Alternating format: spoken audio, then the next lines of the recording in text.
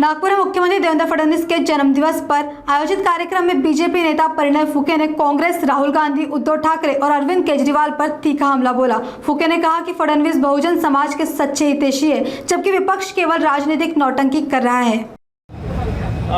यज्ञ इथे केलेले आहेत रामनगरमध्ये माननीय माजी आमदार माननीय संदीप जोशी यांच्या माध्यमातून आणि त्यांच्या टीमच्या माध्यमातून इथे मोठा कार्यक्रम, भव्य कार्यक्रम आयोजित केलेला आहे। हजारो लोक इथे आज देवेंद्रजींना शुभेच्छा देण्याकरता, देवेंद्रजींना आशीर्वाद देण्याकरता इथे उपस्थित झालेले आहे। त्यांच्या सर्वांचा आभार मानतो आणि आज आपल्या सर्वांसाठी हा मोठा दिवस आहे। आज हा सेवा दिन म्हणून आपण साजरा करतो। बहुजन नायक असं म्हणतात देवेंद्रजींना, असं का म्हणतात?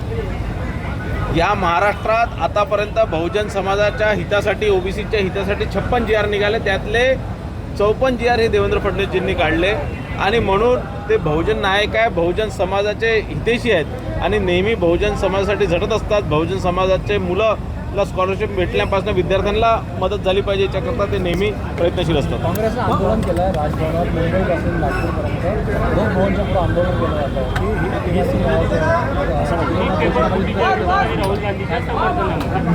बघा, असं आहे, राहुल गांधीजी नौटंकी आहे। आज काँग्रेसचं अस्तित्व कुठेतरी संपुष्टात आलेलं आहे।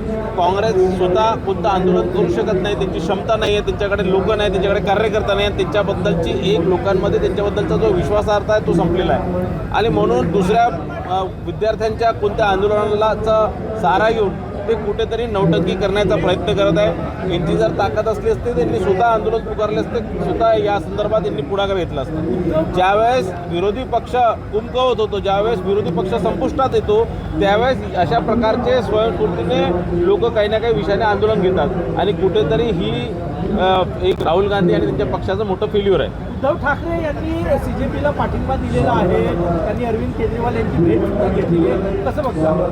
नाही, उद्धव ठाकरे जी असणार, अरविंद केजरीवाल असणार, हे सगळे संपलेले आहेत आणि यांचं कुठेतरी राजकीय अस्तित्व संपलेलं आहे। आज हिंदमिन 3 खासदारचे हे पक्ष आणि दुसऱ्या कोणत्या आंदोलनाचा सहारा घेऊन हे काहीतरी स्वतः कुठेतरी चर्चेत राहण्याचा यांचा एक केविलवाना प्रयत्न आहे। मला त्यांची दया येते। याचा राजकीय फायदा होईल का काँग्रेसला, उद्धव ठाकरेंना?